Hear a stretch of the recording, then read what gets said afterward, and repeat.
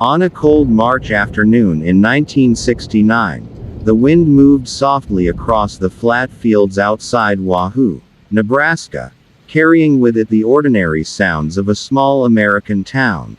Locker doors slamming, car engines coughing to life, teenagers laughing about weekend plans. It was the kind of day that disappears into memory without leaving fingerprints. Except this one did. At 3:15 p.m., a 17-year-old girl walked out of her high school and into history. Her name was Mary Kay Heese. And by nightfall, she would be dead on a lonely rural road, her body abandoned in the darkness, her future stolen before it ever had the chance to begin. For 56 years, the truth lingered in whispers.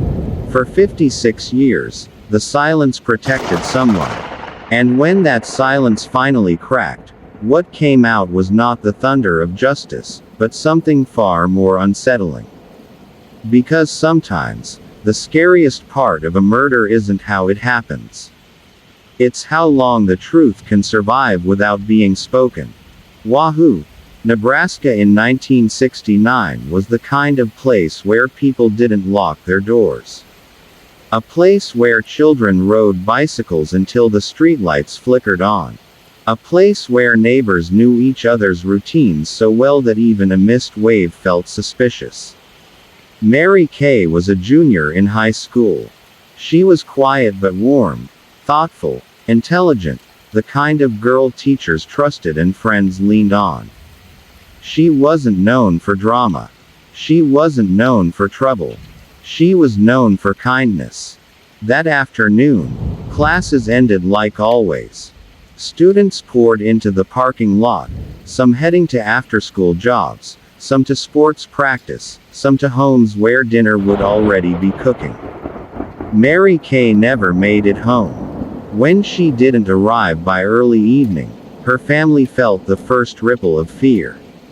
In a small town, being late wasn't normal. It wasn't brushed off. It meant something.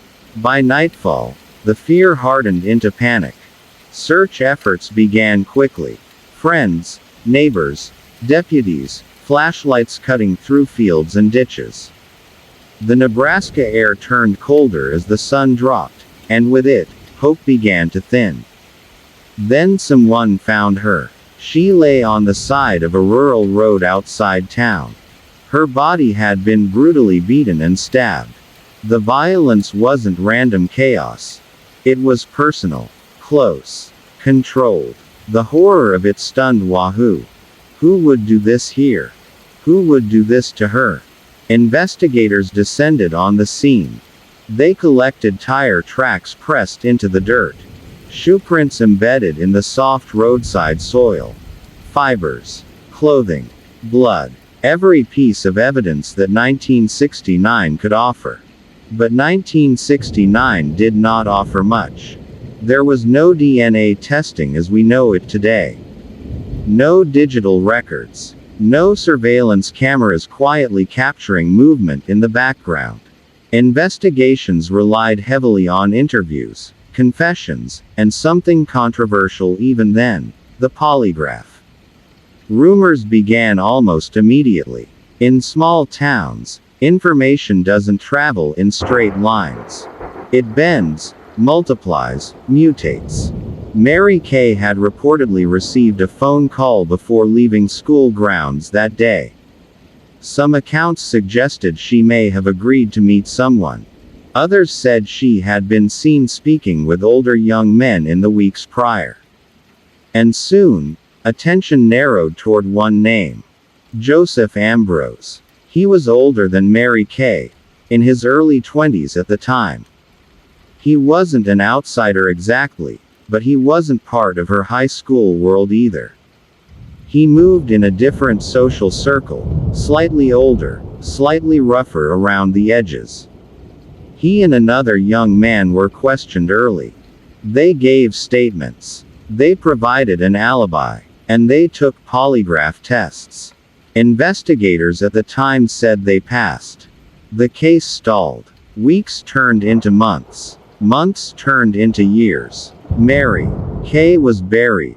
Her family learned to speak her name in past tense. The town tried to stitch itself back together. But something about the case never fully settled. There were inconsistencies in statements. There were whispers about what had been said in private conversations. There were rumors that certain leads hadn't been pushed hard enough. Still, no charges were filed. The file was boxed. The evidence was stored. And the silence began. Decades passed. The world changed in ways that 1969 could never have imagined. DNA became a forensic revolution. Cold cases were reopened.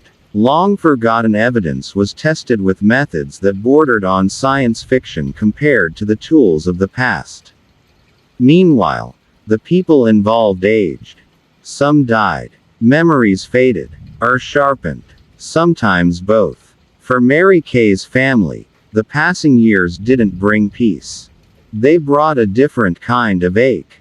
The ache of birthdays that never happened, weddings never attended, grandchildren never born. They lived with an empty chair at every holiday table. They lived with questions that never stopped echoing. Then, more than 50 years later, the case stirred. Cold case investigators reopened the file. They re-examined old witness statements. They reanalyzed inconsistencies. They re-interviewed individuals who had once been young and now were elderly. And in that fragile space between memory and mortality, something shifted. One of the men originally questioned had died years earlier. Joseph Ambroz was still alive. And prosecutors began building something that had not existed in 1969, a conspiracy theory of the crime. They alleged that Mary Kay had been lured. That more than one person had been involved. That the brutality on that roadside had not been spontaneous, but coordinated. The evidence was largely circumstantial. There was no dramatic DNA revelation tying everything together in a neat bow. Instead, there were statements, inconsistencies, pieces that, when placed side by side decades later, formed a picture investigators believed had always been there. In 2022, more than 5 decades after Mary Kay was killed, Joseph Ambroz was charged. The town of Wahoo held its breath. Finally, people thought. Finally. But time has its own rules. Because the crime occurred in 1969, it would be prosecuted under the laws of 1969. That meant sentencing limitations that felt almost surreal in a modern courtroom. Ambroz ultimately entered a plea of no contest to conspiracy to commit murder. He did not stand before the court and describe what happened in detail. He did not publicly confess. There was no dramatic courtroom revelation explaining who held the knife, who drove the car, who said what in the moments before violence erupted. Instead, there was a plea agreement. And because of how Nebraska law functioned in 1969, the maximum sentence tied to that charge amounted to only a few years. With credit for time already served during proceedings and good time reductions, the actual time behind bars was minimal. For Mary Kay's family, the outcome was a complicated mix of validation and heartbreak. Someone had finally been held legally responsible. But no one had truly spoken. No one had stood up and said, "This is exactly what happened to her." The silence had cracked. But it had not shattered. In interviews, family members expressed that while the legal process had brought a measure of acknowledgement, it did not feel like full justice. They had waited more than half a century for answers. What they received felt partial, fragmented. And perhaps that is one of the cruelest realities of cold cases. Time doesn't just erode evidence. It erodes clarity. Memories become contested. Witnesses die. Physical traces degrade. Motives blur. What remains are stories. Some confirmed, some suspected, some forever unknowable. Yet even with its imperfections, the case of Mary Kay Heese became a testament to something powerful, that silence does not guarantee safety. For decades, the name Mary Kay Heese was spoken in Wahoo with a softness that bordered on reverence. Teachers remembered her. Classmates grew old carrying the image of who she had been at 17. A life paused, a future erased, and a town permanently altered. Because when violence enters a place that believes itself immune, it changes more than statistics. It changes trust. It changes how parents look at their children walking home from school. It changes how neighbors view each other when doors close at night. Even now, if you drive along the rural roads outside Wahoo, the fields look peaceful. Corn sways in orderly rows. Gravel crunches beneath tires. The sky stretches wide and unbothered. But somewhere along one of those roads, a girl's last moments unfolded in terror. And for 56 years, the earth kept that secret. Until it didn't. The case forces an uncomfortable reflection. How many other files sit in storage, waiting for someone to care enough, long enough, to reopen them? How many families still live suspended between grief and uncertainty? Mary Kay's story is not just about a murder in 1969. It's about time. It's about memory. It's about how justice can arrive late, and still not feel complete. And it's about a small town that learned, the hardest possible way, that evil does not require a big city. It only requires opportunity. When the plea was entered and the legal chapter closed, some people in Wahoo felt relief. Others felt frustration. Some felt both at once. But almost everyone agreed on one thing. Mary Kay deserved to be remembered not for how she died, but for who she was before that day. A daughter, a student, a friend, 17 years old, walking home from school. If you listen closely to this story, beyond the legal filings and court dates, beyond the decades of delay, you can hear something else. You can hear the fragile truth that no matter how long silence lasts, it never fully wins. Because someone, somewhere, keeps asking questions. And sometimes, even after half a century, those questions finally force an answer. Not the thunderous confession of a courtroom drama. Not the cinematic breakthrough of a last-minute revelation. But a quiet, imperfect acknowledgement. A whisper. And in Wahoo, Nebraska, that whisper was enough to say what had gone unsaid for 56 years. She did not disappear. She was taken. And someone knew. For more than 5 decades, the file sat quietly. It didn't scream for attention. It didn't demand headlines. It simply existed. Stacked among other cases in drawers and boxes, labeled with a name that had once been spoken daily in hallways and classrooms, Mary Kay Heese. But paper has weight, and some files feel heavier than others. The original investigation in 1969 had not been careless. Deputies had worked long hours. The sheriff had followed leads. The FBI had even assisted, analyzing physical evidence the best technology of the era allowed. Shoe prints had been photographed, tire tracks measured, fibers examined under microscopes that today would look almost antique. But the science of the time could only take them so far. They relied on human memory, on verbal statements, on the polygraph, a tool that felt definitive then, but would later become widely debated. When Joseph Ambroz and another young man were questioned, they denied involvement.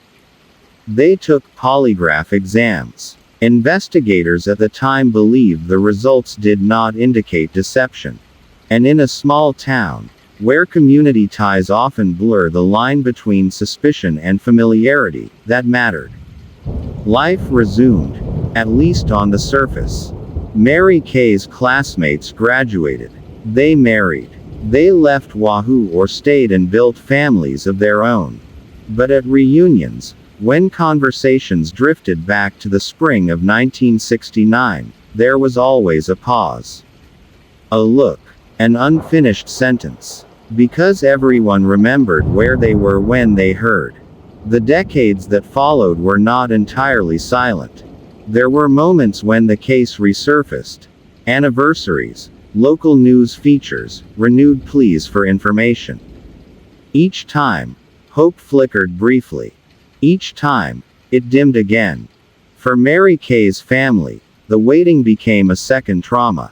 Grief without resolution is a peculiar kind of suffering. There is no clear ending. No final explanation to anchor the pain. Just an open question that stretches across birthdays, across Christmas mornings, across decades of what-ifs. They watched as forensic science evolved. They saw cold cases in other states solved through DNA breakthroughs. They saw men convicted 30, 40 years after crimes once thought impossible to prosecute. And quietly, they wondered, could that happen here? Eventually, the case file was reopened with fresh eyes. Cold case investigators approached it differently. They were not bound by the assumptions of 1969. They revisited witness statements, searching not just for contradictions but for patterns. They mapped timelines more precisely. They re-examined alibis in the context of everything that had come after. One of the original persons of interest had died years earlier. That door was permanently closed. Joseph Ambroz, however, was still alive. By then, he was no longer the young man in his early 20s who had once stood in an interview room denying involvement. He was elderly. Time had carved lines into his face. The world around him had transformed in ways unimaginable in 1969. But the past had not transformed. It had waited. Prosecutors began building a theory centered not on a lone act of sudden violence, but on conspiracy. They believed Mary Kay had been lured to a meeting. That the attack was not entirely spontaneous. That there had been coordination, at least in part. The details of that day were reconstructed as carefully as possible. Mary Kay had left school grounds. There were indications she may have intended to meet someone. Investigators examined who knew her schedule, who had access to a vehicle, who had been seen in the vicinity. They studied earlier statements and found inconsistencies, small ones at first. Timelines that didn't align perfectly. Descriptions that shifted slightly over the years. Individually, each discrepancy might have seemed minor. Collectively, they formed something more substantial. Witnesses who had once been teenagers were now elderly adults. Some were more willing to talk than they had been decades earlier. Time loosens certain fears. It also tightens certain consciences. Gradually, a case took shape. In 2022, more than 50 years after Mary Kay's death, Joseph Ambroz was charged in connection with her murder. For Wahoo, the news felt surreal. The name that had floated in rumor for decades was now printed in bold letters in modern headlines. National outlets picked up the story. Programs revisited the cold case. Cameras returned to streets that had long ago tried to move forward. The courtroom atmosphere was unlike anything Wahoo had experienced in years. Mary Kay's surviving family members attended hearings. They sat quietly, sometimes clutching tissues, sometimes staring forward with expressions that seemed to carry half a century of restrained emotion. Ambroz appeared frail. There was no dramatic cinematic villain standing tall and defiant. Instead, there was an elderly man in a courtroom, charged with a crime committed when he himself had been young. That contrast was jarring. It forced everyone watching to confront the strange reality of delayed justice. The accused had aged. The victim had not. Mary Kay would forever remain 17. As proceedings unfolded, legal complexities emerged. Because the crime occurred in 1969, prosecutors were bound by the statutes in place at that time. Sentencing structures were different. Maximum penalties were different. Even the charge of conspiracy carried limitations that felt startlingly lenient by modern standards. Eventually, a plea agreement was reached. Joseph Ambroz entered a plea of no contest to conspiracy to commit murder. A no contest plea does not admit guilt outright. It accepts conviction without formal confession. It avoids a full trial, avoids witnesses taking the stand to relive trauma in open court. For some, it felt pragmatic. For others, it felt incomplete. There would be no dramatic testimony detailing exactly what happened on that rural road. No moment where every unanswered question was laid bare. There would be no precise reconstruction of who struck first. Who held Mary Kay down? Who decided to leave her where she was found? The legal record would reflect accountability, but not clarity. Because of Nebraska law as it existed in 1969, the potential sentence was capped at a relatively short term. With credit for time served and statutory good time reductions, the actual time Ambroz would spend incarcerated was minimal compared to modern expectations for a murder case. For Mary Kay's family, the outcome stirred complicated emotions. There was validation in seeing charges filed after 56 years. In hearing a judge acknowledge the conspiracy. In knowing the case would no longer be labeled unsolved. But there was also frustration. Justice delayed is often described as justice denied. In this case, justice arrived, but altered by time. The sentencing hearing was quiet. There were no outbursts. No dramatic confrontations. Instead, there were victim impact statements that carried the weight of decades. Family members spoke about Mary Kay not as a case number, but as a daughter who loved simple things. As a sister who teased and laughed. As a teenager whose dreams never had the chance to solidify into adult plans.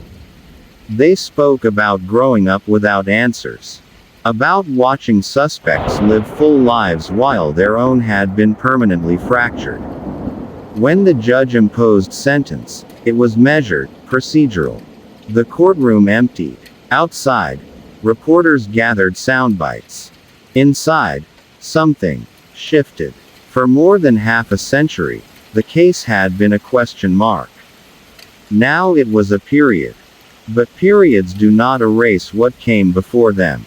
Psychologically, cold cases like Mary Kay's create a unique ripple effect. In small communities, they shape collective memory. They influence parenting styles. They alter perceptions of safety long after headlines fade. In Wahoo, the story of Mary Kay became part of local history, a cautionary tale passed down through generations. Parents who had been teenagers in 1969 told their children about the girl who never came home. The road where she was found remained just a road. But for those who knew, it was also something else.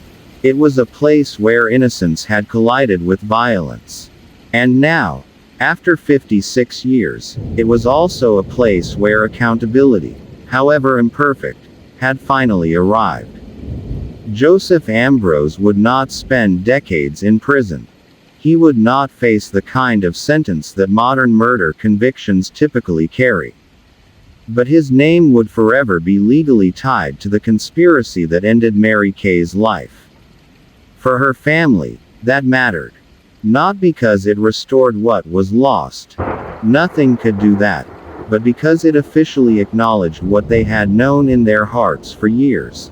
That her death was not random, not unsolvable, not forgotten. Someone had known. And eventually, the law had caught up. There is a haunting symmetry in cold cases. The past does not remain buried forever. It waits. And sometimes, when the people involved are older, when defenses are lower, when memories resurface unexpectedly, the truth edges forward. Not loudly, not perfectly, but enough. Mary Kay's story is now studied as one of Nebraska's longest-running homicide investigations. It demonstrates the persistence of law enforcement across generations. It highlights the importance of preserving evidence. It underscores the legal complications that arise when crimes are prosecuted under decades-old statutes. But beyond all of that, it remains the story of a 17-year-old girl who should have grown old. In interviews after the case resolution, family members expressed gratitude to investigators who refused to let the file gather dust forever. They acknowledged that while the sentence felt small compared to the loss, the acknowledgement itself brought a measure of peace. Not closure. Peace. Because closure suggests finality. And when someone is taken violently at 17, there is no true closing of that wound. There is only learning to live beside it. Today, if you visit Wahoo, you will find a town that looks much like it did decades ago. Quiet streets, open skies, a community that still values familiarity and connection. But beneath that calm surface lies a story that reshaped it. A reminder that evil can hide in ordinary places. A reminder that time does not erase responsibility. And a reminder that even when justice arrives late, even when it arrives imperfectly, it still carries weight. Mary Kay Heese walked out of school one afternoon in 1969. She never came home. 56 years later, her name is no longer attached to the word unsolved. It is attached to perseverance, to endurance, to a family that refused to stop asking questions, and to a town that finally heard the whisper it had lived beside for half a century. Because sometimes, justice does not roar. Sometimes, it simply refuses to stay silent forever. If this story stayed with you, that's why this channel exists. We don't just tell true crime stories, we bring forgotten cases back into the light and make sure the silence never wins. Subscribe and turn on notifications so you never miss the next case that refuses to stay buried. And tell me in the comments, do you believe justice? Delayed is still justice? Your voice keeps these stories alive.